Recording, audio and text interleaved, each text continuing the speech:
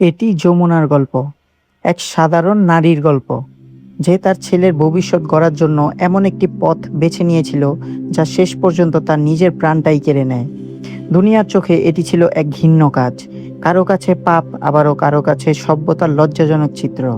কিন্তু কিছু মানুষের কাছে এটি ছিল জ্ঞান অর্জনের একটি উপায়, মানব শরীরের জটিল গঠন বোঝার সহজ পথ।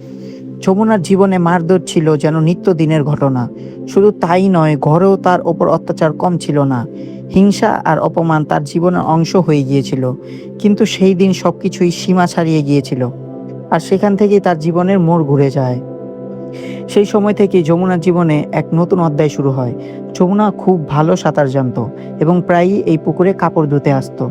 সাঁতার কাটতে কাটতেই হঠাৎ তার নজর পড়ে ওই দেহ ব্যবসার বাড়ির দিকে, যেখানে তার স্বামী যাওয়া আসা করত। তার মনে একটা প্রশ্ন ঘুরপাক খেতে থাকে, ওখানে কে আছে? শেষমেশ যমুনা বিশ্বাস করতে শুরু করে যে সেও সেখানে কোনো কাজ খুঁজে পাবে এবং তার ছেলেকে কোনো সরকারি স্কুলে ভর্তি করাতে পারবে। মুম্বাই পৌঁছে সে জীবনে সবচেয়ে বড় শিক্ষা পায়। চন্দ্রকলা তাকে বোঝায়, এখানে মাথা নত করে চললে হবে না। এখানে যমুনার বুকের ভেতর শুধু একটাই আগুন জ্বলছে, যত দ্রুত সম্ভব একটা কাজ খুঁজে বের করতে হবে, যাতে তার ছেলে একটা ভালো স্কুলে পড়তে পারে এবং তার মতো জীবনযাপন করতে বাধ্য না হয়। দিনগুলো সপ্তাহে বদলাতে লাগলো, কিন্তু মুম্বাই যমুনাকে কোনো কাজ দিল না। কাজের খোঁজে শহরের রাস্তাগুলো মেপে মেপে হাঁটতে হাঁটতে তার স্যান্ডেল ছিঁড়ে গেল, কিন্তু আসার কোনো আলো দেখা গেল না। এদিকে তার ছেলে লেলাও খালি পেটে কাঁদতে কাঁদতে মাকে অনুসরণ করার সিদ্ধান্ত নিল। সে লুকিয়ে লুকিয়ে চন্দ্রকলার পেছনে চলতে থাকলো, যতক্ষণ না সে একটা বড় আর্ট কলেজের ভিতরে ঢুকে গেল। এখনকার পরিবেশ আরো অদ্ভুত ছিল। অনেক ছাত্রছাত্রী চন্দ্রকলাকে দেখে গুড মর্নিং বলছিল, আর মাঝখানে একটি উঁচু স্টুলে চন্দ্রকলা নগ্ন হয়ে বসেছিল। সামনে বসে অনেক ছাত্র মনোযোগ দিয়ে তাদের ক্যানভাসে তার শরীর আঁকছিল। যমুনার মাথা ঘুরে গেল, সে বুঝতে পারছিল না এখানে কি হচ্ছে।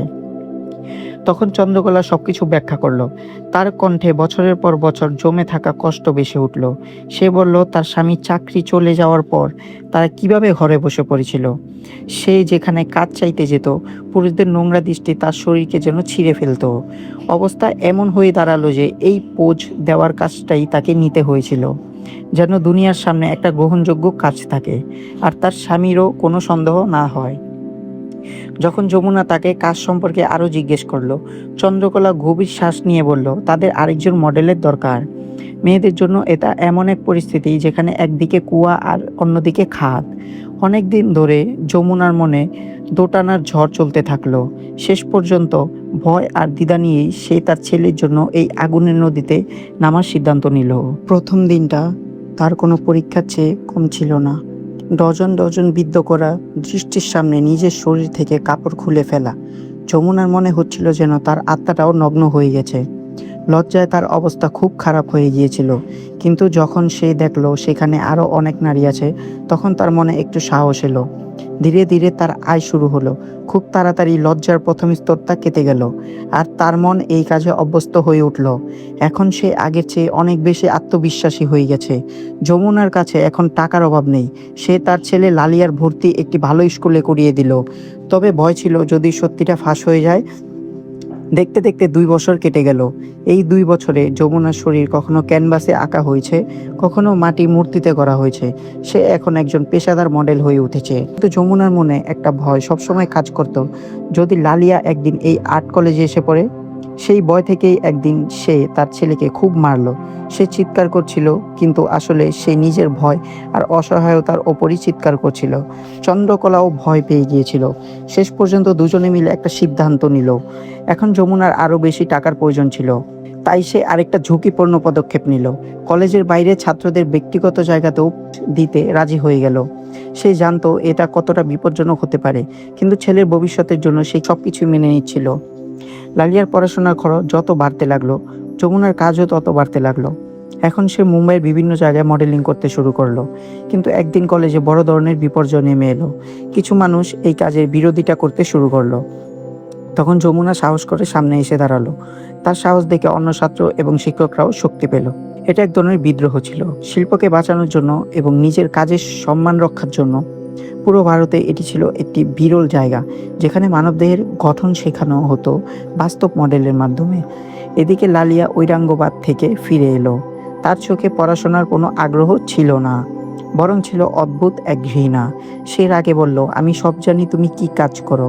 আমার বন্ধু সেলিম তোমাকে বড় বড় গাড়ি থেকে নামতে দেখেছে।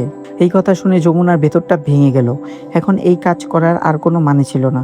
সে ভাবলো কার জন্য সে এত কিছু করছে। তার নিজের ছেলেই তাকে ভুল বুঝিয়ে ফেলেছে। সব জেনেও সব সহ্য করেও যমুনা চুপচাপ হয়ে গেল। একদিন সে হারিয়ে গেল। মানুষ বলল সে ডুবে মারা গেছে, কিন্তু যারা যমুনাকে চিনত তারা বলতো একজন ভালো সাঁতারুকে সমুদ্র ডুবাতে পারে না, হয়তো সে কোথাও দূরে চলে গেছে। নিজের পরিচয় সেই ঢেউয়ের মাঝে লুকিয়ে রাখে। দেখতে দেখতে 5 বছর কেটে গেল। লালিয়া বড় হয়েছে।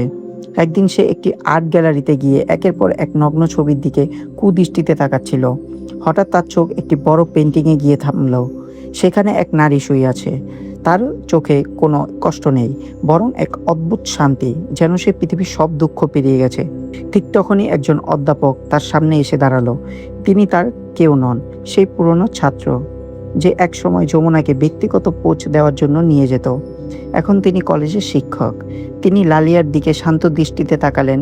সেখানে রাগ ছিল না, ছিল শুধু মায়া আর সহানুভূতি। লালিয়া নিজের ঘৃণা আর অকৃতজ্ঞতার মধ্যেই আটকে রইল। দেয়ালে ঝোলানো সেই ছবিটি আজও যমুনার গল্প বলে, এক মায়ের ত্যাগের গল্প, এক নারীর সংগ্রামের গল্প, আর শিল্পের সেই গভীরতার গল্প, যা বোঝাতে চোখের চেয়ে বেশি দরকার একটি পরিষ্কার হৃদয় ছিল। এই এক্সপ্লেনেশনটা আপনাদের কেমন লাগলো বন্ধুরা?